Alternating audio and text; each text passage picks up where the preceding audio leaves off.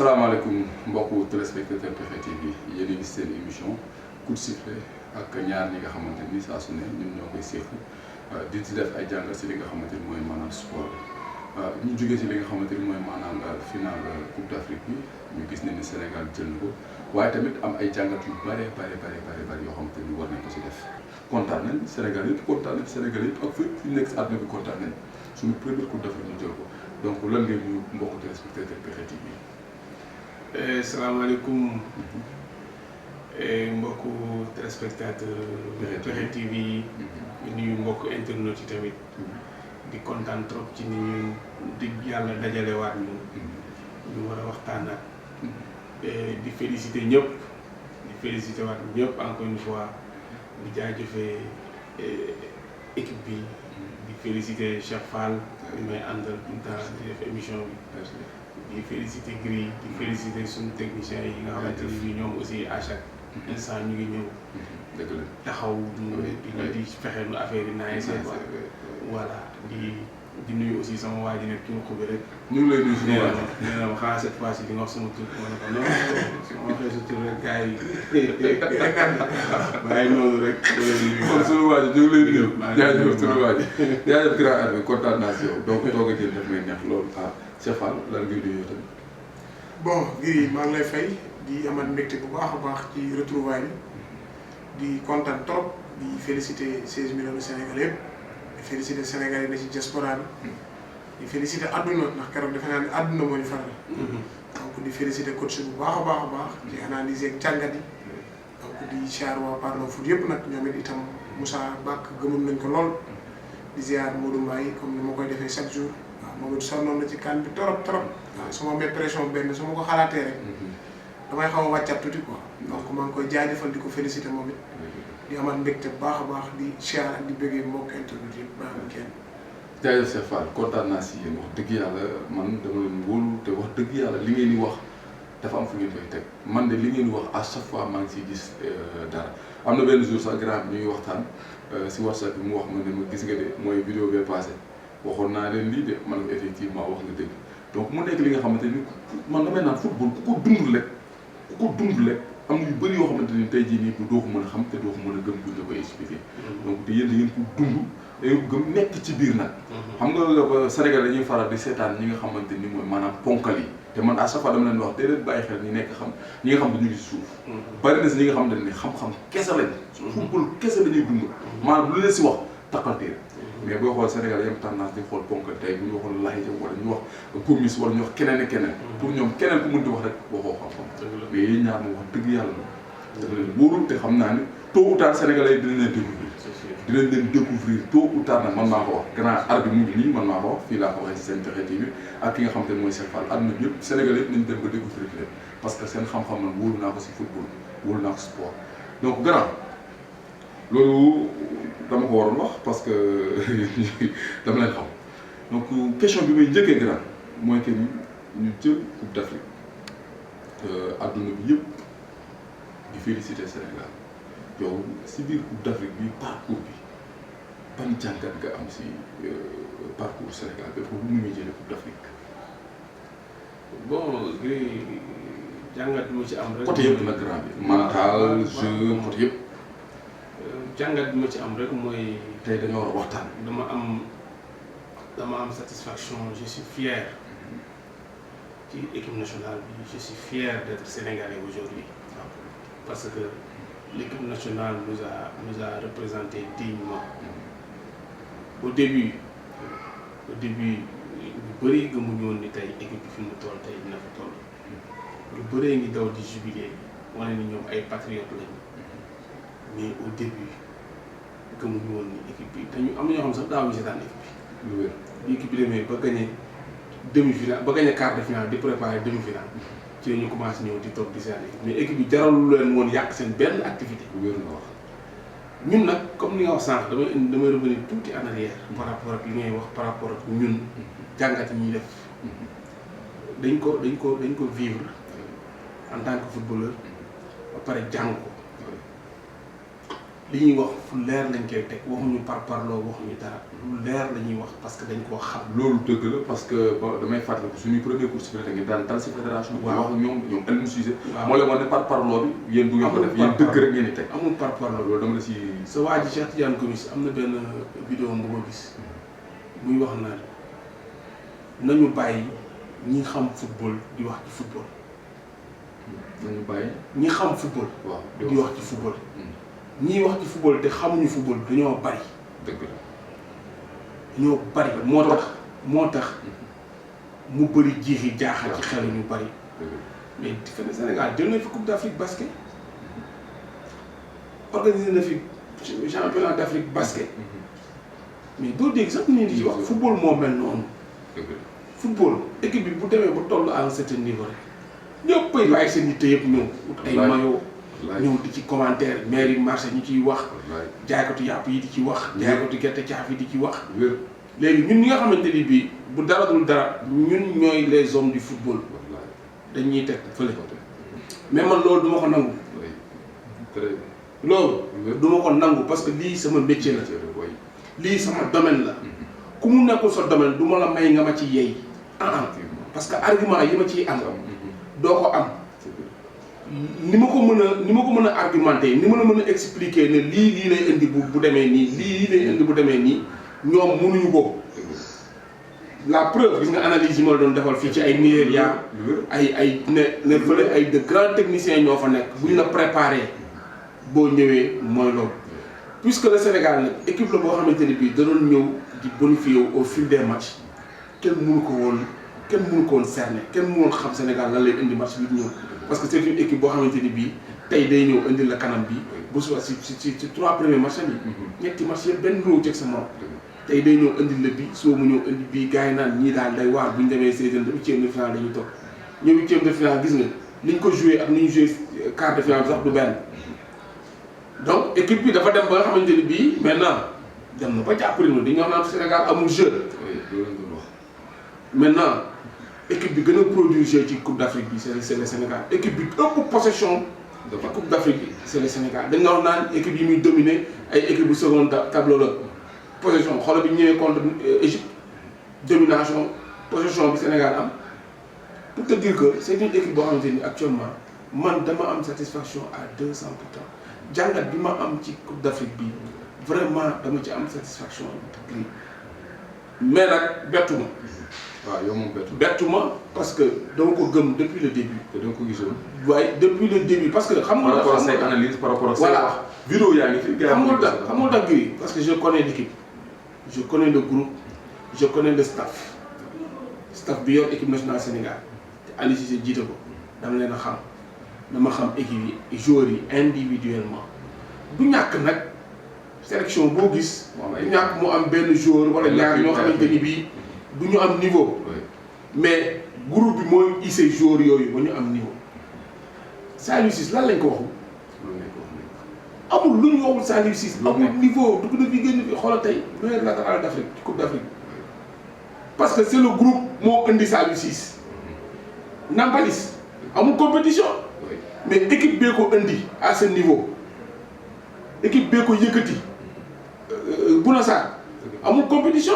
mais maintenant léegi nag gars yi beneen bët la ñuy xoolee joueurs yooyu parce que xam nañu c'est de très bons joueurs c'est des joueurs très intelligents c'est des joueurs yoo xamante ne physiquement ils sont encore là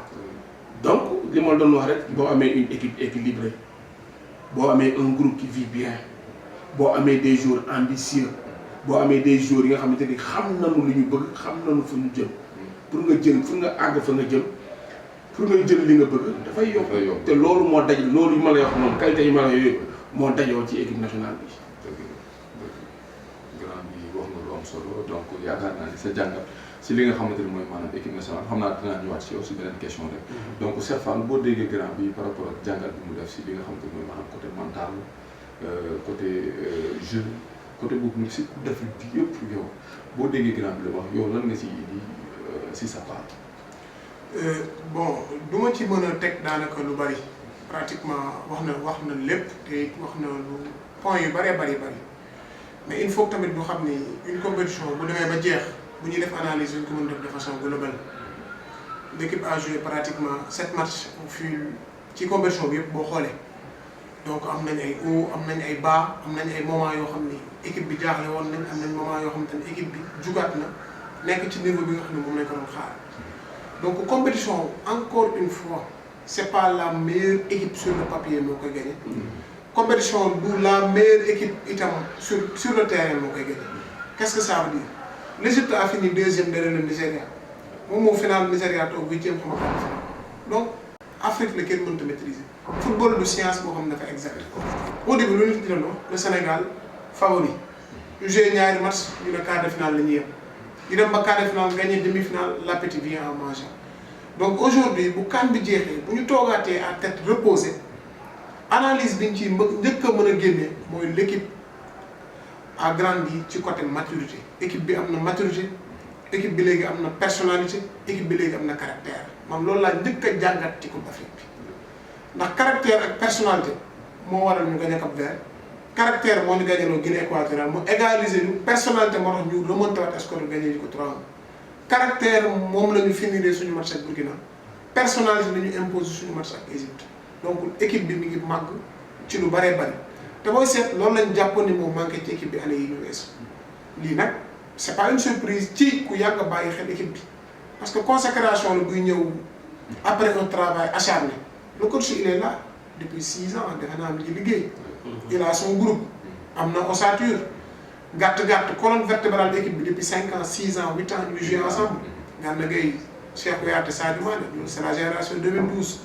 donc depuis 10 ans ils sont ensemble ils jouent donc pour man liñ doon liggéey boobu ba léegi lañu football fay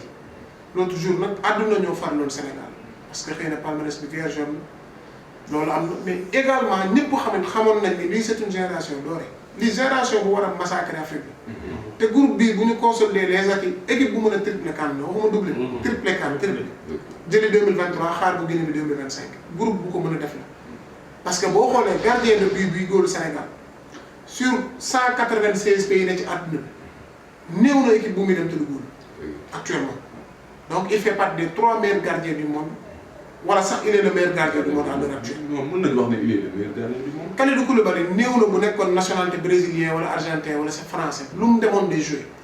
Gana Gueye équipe bu mu demoon dina bokk ci 23 yi. Sadio Mané fu mu dem day jouer donc on a les meilleurs joueurs du monde donc on peut prétendre ñu gagner sax au-delà de l'Afrique war nañ mën a am yeneen ambition internationale pourquoi pas dem coupe du monde être la première nation bi njëkk a qualifié en demi-finale ci histoire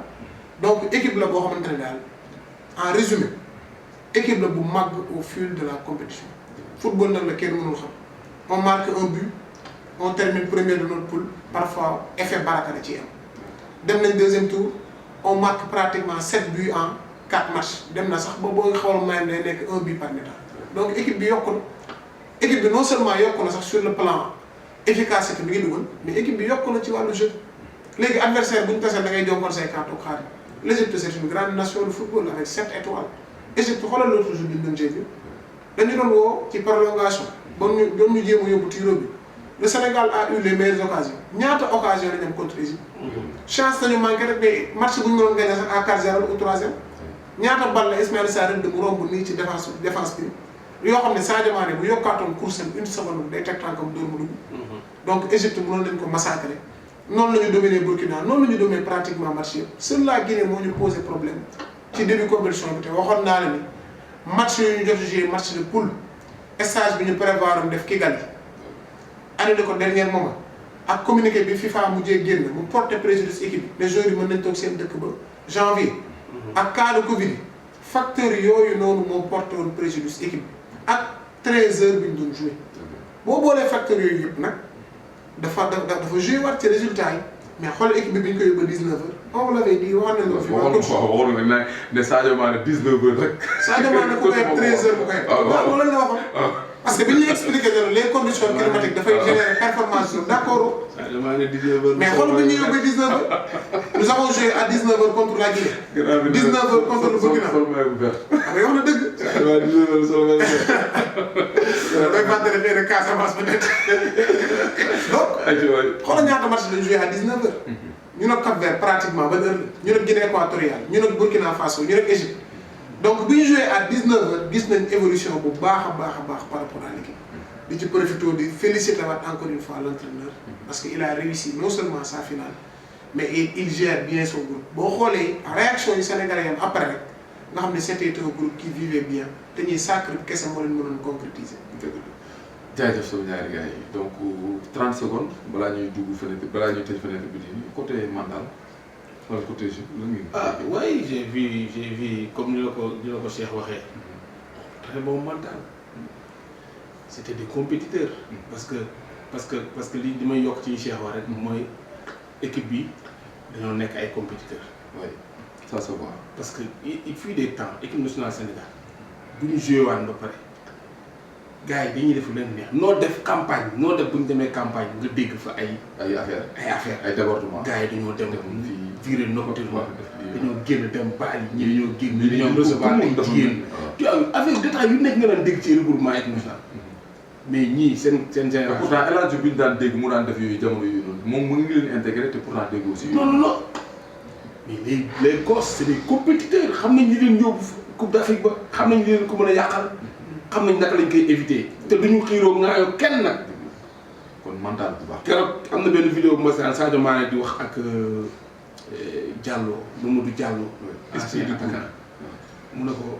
ko Mamadou Diallo ne ko ñu ngi seen ginnaaw Sadio Mané ne ko non ñun ñoo nekk seen ginnaaw. tu as vu foofu mu yóbbu ni mu ëmbalee te noonu. groupe bi noonu moom noonu la mel ak ñëpp si donc. pour revenir un peu ci esprit de groupe bi boo xoolee équipe nationale Sénégal ni muy joué rek nga war a xam ni esprit de groupe bi baax na parce que ñi war a wax ñu ngi wax ñi war a dégg ñu ngi dégg parce que équipe tant que amul loolu rek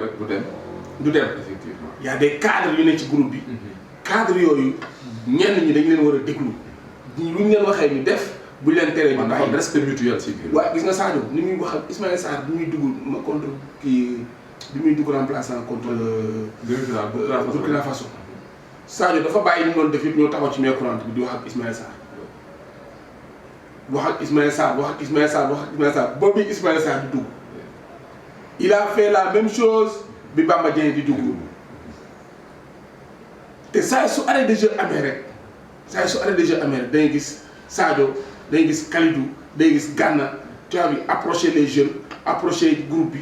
waxtaan ak ñoom les défenseurs di waxtaan fii les militaires di waxtaan te équipe loolu la. loolu la gis nga défenseurs yi man j'ai l'habitude de dire bu saison démarré à mes défenseurs dee leen waxtaan surtout bu ñu demee match ñu jël but bu ngeen ñëwee waxtaan leen ngeen waxante leen seen biir lan moo tax équipe bi jël but bi donc gis nañu kii dafa yéex a replacé wu gis nañ kii dafa yéex a def lii gis nañ kii loolu waratul am donc but bu mel nii waratuñ ko jël ba saison bi jeex donc yooyu attitude yooyu laa gis ci équipe bi te man loolu dama ko sentir bu yàgg parce que am na genre façon jour yoo xamante ne bii boo leen amee sa équipe rek l'équipe day respirer la sérénité équipe bi dafay respirer la confiance et tu as vu Coupe d'Afrique 2019 on a perdu Kalidou à la finale on a perdu Mendy à la finale aujourd'hui on les a perdus en début de compétition. mais récupérer leen ci digg bi ñun ñu ñëw final jël coupe bi parce que ñoom ils avaient promis que ñoom ñoo perte loo Sénégal 2019 ñoom ñooy gagné loo Sénégal 2021. jaajëf mental c'est ça. bon mental boo fixe parce que mental moo ñu jox coupe bi 5 minutes de jeu nga am penalty raté changement raté mental moo ko dellu ci match bi keneen ku mu doonoon sa match yàqu. Edouard Mendy ci carrière am yëpp 29 penalty la boole 2 la mës a jàpp. waaw dem série jox na coupe bi mental moo tax. donc sur le plan mental moom laa wax ne équipe bi màgg na équipe bi am na personnalité. dañu doon xaar égyptiens yi waaxuñu jaañu di ko caay-caay jaañu affaire de bande mais arbitre bi sax à un certain moment donné bu sifflé rek Kalidou Koulibaly ñoo taxaw angale ko à un certain moment donné carton jaune sax bi mu ko jox moo ko xaw a wàññi. donc sur le plan mental respect. macha allah au Sénégal et chapeau au joueur. gis nañ ni Sénégal léegi évolué na war nañ mën a jouer n'importe quelle nation fi mu ne nii. ça va ñu bàyyi ko xam ne ñu calculé. sama gars yaakaar naa ni si côté analyse yi nga xamante ni maanaam kan bi yëpp ak ni ñu jëlee Coupe d'Afrique yaakaar naa loolu am na solo bi ngeen ci def donc bu ko defee si quelques minutes si 2 minutes rek ku nekk 1 minute prestation joueurs yi yan joueurs ngeen gis ne ni joueurs yi war nañ mën a intégrer équipe bi ak yan joueurs ngeen gis ne bon tey jii nii ñooñu soxlawu sax ñu leen di indi non man de. non man personnellement man personnellement aujourd'hui tey. côté prestation. j'ai dit que par exemple yow tu parles par rapport le groupe bi nga xamante ni demoon na ko. moom moo fa nekkoon waaw. maanaam ñu doon fu seen prestation maanaam 25 groupe 25 jours yi nga xamante ni bii. jël délégation bi demoon Coupe d'Afrique. tu vois je t'ai dit que l'autre jour que Aliou Cissé mooy seen entraîneur bi utiliser 22 jours. gis ñëpp utiliser nañu 22 jours. donc il y a des joueurs qui se sont déplacés ñëw ba foofu amuñu temps de jeu mais am na joueurs yoo xamante ni bii esprit moo leen bàyyi ci équipe bi esprit bu baax joueur bu mel ni Keita Baldé tey. vous avez vu 2 matchs de jeu. mais après moom wóor na ko ne du jouer mais am na beneen rôle ci biir équipe bi. boo xamante ni moo ko wax ci équipe bi parce que rôle boobu bu ko defulee rek faillir na à sa mission. te il l'a bien fait. d'accord kon gis nga ni prestation équipe bi maanaam ñi football ak ñi nga xamante ni tey jii nii boo jëluñu fi wala tuuti lañ leen jox ñun ñëpp war nañ leen mën a conserver. war nañ leen mën a conserver mais ubbi buntu bi parce que am na ñeneen ñi ne ci biti ñoo xamante ni bii mérité nañu seen place fii am na ñoo xamante ni blessure moo leen génnee ci compétition bi. ku ci mel ni ay Krépin Diatta yi. am na ñoo xamante ni c'est les relèves ku ci mel ni ay ñoom John Lopy ku ci mel ni comme ay. Pape Matar Sarr mii. génération Pape Matar Sarr bii. génération ñoom John Lopy bi c'est de très bons joueurs yoo xamante ni bii joué nañu coupe d'Afrique en cadet joué nañu coupe du monde cadet joué nañu coupe d'Afrique cadet joué nañu coupe du monde cadet war nañu mën a intégrer équipe bi. loolu tax li Cheikh Fall wax léegi ñu war nañu mën a tripler coupe d'Afrique bi parce que nous on a un très bon vivier relève bi fi nekk Sénégal ak Mali kese laa fi gis ñu yor fii relève yoo xamante ni fii yor fi ossature yoo xamante ni tey mën nañ dem 10 ans 20 ans te du ñu am problème joueur yeneen équipe yi nga gis fii yëpp seen joueurs yi ñu ngi xool Ghana ñu ngi bàyyi xool Ghana équipe bi joueur boobu joueur yi yan mooy seen dernier CAN pare nañ ci Égypte bii reconstruire non dañuy reconstruire pendant ce temps ñun dañuy dem jëli CAN bii CAN 2019 bi ñoo ko moomoon da ko xool génération bi sax mën nañ ko gérer waaw te maa ngi dégg dem benn tubaab di wax ne démb kala mu ne algérien bi jëli mu ne une coupe du monde sans champion d'Afrique loolu gëmu ko gëmul ni Sénégal mën na nekk champion d'Afrique te du dem coupe du monde kon Égypte aw moom te moom moo gën a gars yi nga xam moo gën a contre Sénégal rek aja Cheikh Fall prestation jour bi si CAN bi yëpp bon giri football ak politique ñooy soxlawul soustraction addition la soxla donc ku mën a ñëw rek la ñëw donc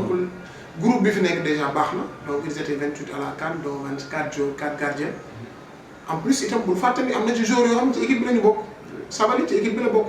dañ ko wax retouram dina perturber plan coach bu baax a baax il ne sera pas de retour pour toog ci banc déedéet day joué si xaw ma gauche lay dem te Saliou Ciss fi mu ne nii kenn du laal foofu peut-être moo Bouna Sarr concurrence dina ruñ torop te Sabaly bu nekk ci niveau bi joué à droite Sénégalais yi bëgg nañ ko loolu donc Krépin ci équipe bi la bokk blessure moo ko épargné ñu leen di ñaan mu revenir à vite donc l'équipe va être ouverte Soumaré Iliman Ndiaye Fadiga Sofiane Diop donc ku mën a ñëw na ñëw équipe nationale ñu tëjuñu Boubacar Camara Samba Diallo donc bu ñu fàttee itam l'équipe nationale U20 junior dafa teg 3 finales de CAN U20 dafa mel ni dañuy fàtte loolu parfois génération ñoom Pape Matar Sarr bi ñoom Amadou Ndiaye ñoom Youssoupha Badji 3 finales de CAN lañ teg 2015 2017 ak 2019 sous l'ère de Youssoupha Daw donc ñooñu mais pour équipe nationale cadet junior pour la ak benn quart de finale du monde ak benn quart de finale du monde équipe nationale yu ndaw yi U17 wala U20 pour la et il y a Moussa Ndiaye qui revient il est à Barcelone donc def na U17 def na U20 def na équipe nationale donc day ñëwaat dugg ci groupe bi am na yeneen joueurs yoo xamante ni Sénégal suñu góor bi Bengoura Kamara commencé am na compétition donc il y a pas mal de Sénégalais à travers le monde qui peuvent venir et défendre les couleurs. kon yow prestation équipe yi ñi nga xamante ne demoon na si CAN bi ñoom ñëpp nice bon gisoo ni bon war na si mën a wàññi ñeent ñi intégré ñu ne. bon c'est-à-dire ñi ñu gis ñu joué lañ mën a jugé. ñi fi nekk ñi demoon ñi fi nekk te joué lañ mën a jugé. waaw ñooñu seen y a de très bons joueurs y a de très bons joueurs qui étaient à la CAN te amuñu minute. Moustapha Nam il est extraordinaire. joueur la amul minute. Habib Diallo bi ñu duggoon gis si CAN pratiquement gisuñu ko. Keita Baldé coach mu ngi koy def 2 matchs la benn 90 ak benn fin arrêt de jeu la dugg. Donc l'équipe nationale appartient aux Sénégalais qui sont le plus en forme du moment. On ne ferme pas la porte à qui. Nous devons calme, mais si nous menons deux minutes, dans le petit, avec le grand saf, nous avons fait Abidjan 2023, pourquoi pas? jaajëf sama gars yi ñu dugg si li nga xamante ni mooy maanaam discours ki nga xamante ni mooy président de la république ginnaaw bi ngeen defee jàngat si prestation équipe nationale ñi fa demoon si CAN bi ñi demoon si CAN bi yëpp seen prestation ginnaaw bi ngeen waxee si ginnaaw bi ngeen si joxee seen jàngat ni que équipe bi dafa tijjeeku jamono ji bi nekkul équipe bi nga xamante ni bu fermé wu parce que am nañ ay relèves yi nga xam ne war nañu ak ñi nga xamante ni blessure moo taxoon ñu donc buñ jógee foofu ñu dugg si discours ki nga xamante ni mooy maanaam jiitu réew mi bon jàngat ngeen seen bon man je ne vais pas xam naa duma ci sori parce que discours bi daanaka man dégluwuma ko lu tax non parce que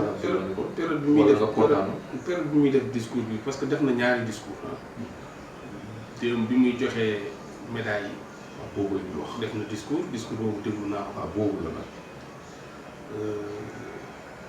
def na discours tamit bi ñu leen teeru aéroport. waaw mais bi ñu doon def biir palais. boobu mooy bi mu leen di jox. moo xam ne ñu jox sargal ñu leen sargal waaw. j'ai vu nii def na discours kilifa selon man def na discours bi ma doon xaar ci moom def na ko parce que lii la kilifa njiitu réew warloo ak ay soldaaram yu demoon jonge ji ngir dëkk bi jongante ji ngir dëkk bi réew mi dem am fa ndam bu ñu ñibbisee li war mooy mu def parce que dafa écourter réunion yi mu amoon war a am ay travaux yu mu waroon def après avoir été nommé président CEDEAO Union africaine bi ñu ko nommé ba pare mu am ay travaux yu mu fa waroon def ay questions yu am solo yu mu waroon régler foofu les gens ñoo dit que bàyyi nañ la nga dem si li ma dégg parce que c'est équipe moo jël coupe d'Afrique te da ngaa war a teeru ci xale yi il est venu bàyyi yitteem yëpp wàcc aéroport xaar leen ba ñu ñëw mu teeru leen demaat këram toog xaar leen ba 2 heures du matin donc discours bi mu def képp kuy chef d'état tombek lii rek mooy sa cër. est-ce que discours ku xam sport la ku xam football njëriñam valeur non mais man je pense que moom xam na sport xam na parce que on a un président jeune peut-être que du sportif pratiquant mais dara umpu ko ci sur le plan sportif je pense bien d'après ni muy waxee tu as vu discours bi muy def. wax na stade bu bees bi. waaw donc yooyu yëpp c'est des ay yoon la yu muy xaal la tu as vu pour que l'équipe nationale du Sénégal pour que le football du Sénégal mën a avancer mën a am ñun sax foofu lañ koy xaar pour que le football du Sénégal gën a développé parce que bu ñu amee ay terrain yu baax am infrastructure yu bëri la dina baax terrain bu Diamniadio bi stade Diamniadio bi suñ ko amee ñu rénover Amitié stade Léopold Senghor defar ko bu mu baax defar stade bu mel noonu bu baax bu nekk Ndar stade bu baax bu nekk Casamance stade bu baax bu nekk Louga si région stade bu baax bu nekk Mbour Thiès am na bu fa nekk déjà mais ginnaaw suba ñu organiser Coupe d'Afrique te bu Sénégal bu organiser Coupe d'Afrique ak génération bi par force dañ koy jël. Stéphane discours bi. bon Gris di profité di remercier le président rek parce que li mu defal Lions yi daf ko def au nom de tous les Sénégalais donc c'est le père de la nation donc ay soldaaram comme ni ko coach waxee demoon xare c'est normal bu ñëwee mu sargal leen ndax moo leen joxoon drapeau bi ñuy dem donc waxtaan lu am solo ci football donc par rapport ak cérémonie bi mu doon organisé donc il était dans le tempo donc fi ñuy xaar ci moom rek mooy mu gën a développer football xam ni football ay infrastructure ñoo koy développer. beneen bi mooy mu tàllal loxo les investisseurs étrangers ñu ne ci réew mi am fi ay produits ñu ñëw jàpp ci football local bi mu mën a dox parce que football local moom mooy le grenier xoolal Égypte. presque 7 jours ou 8 jours c'est des jours locaux Al Ahly la ñuy joué ñii Al Hilal entre autres. donc loolu la ñuy xaar ci Macky Sall man foofu laay xaaraat ci moom actuellement. à ce que mu développer ay infrastructure ni ko coach waxee dafa am solo. en plus itam mu ubbilaat ñu le stade Demba Diop cri de cœur la bu may lancé damay profité ci émission bi ak possibilité bi nga ma may. Stade Demba Diop manifestation sportive yi ëppoon solo ci wàllu football fa la daan am. J'ai dit aujourd'hui à un ami ki nekk ñaari tali ma ne ko booy seen équipe bi wàccee 2e division Stade Demba Diop moo leen wàccee 2e division. parce que équipe yu nekk Dakar yu bëree bëri ils reçoivent loin de leur base. Jaraaf amul ren moo récemment sax dafa obligé delluwaat Stade Iba Mar Diop. Gorée fa la daan recevoir yi ñaari tali entre autres donc dafa rey équipe yu bëree bëri rey nawetaanu Dakar entre autres. donc le Stade Demba Diop stade la boo xamante ni defoon nañ ko stade fédéral mars bi passé lañ waxoon lañ koy ubbi démarrer travaux yi. donc cri de cœur la ñuy lancé ngir ñu jàpp ci lillahi wa rasuli ñu defaraat stade Demba Diop mën ko livrer à la jeunesse. parce que événement sportif yi gën a marquant équipe nationale U20 équipe nationale féminine ñëpp fa lañ daan recevoir amateurs yëpp fa lañ daan dem di dund les plus grands matchs daanaka du Sénégal. donc di remercier président ci geste bi mu def ci Lions yi ak récompense yi nga xam ne defal na leen ko. waaw foofu laa bëgg ñëw Cheikh Fall grand bi boo gisee tey discours Macky Sall mu wax ba pare à un moment donné bon dama lay laaj balaa muy ñëw si question boobu noonu lan moo manqué si discours bi yow si li nga. lan nga gis ne waroon na ko wax ci sport bi pour mu gën a dund pour gën a encourager jeunesse bi pour mu gën a encourager sportif yi surtout footballeurs yi.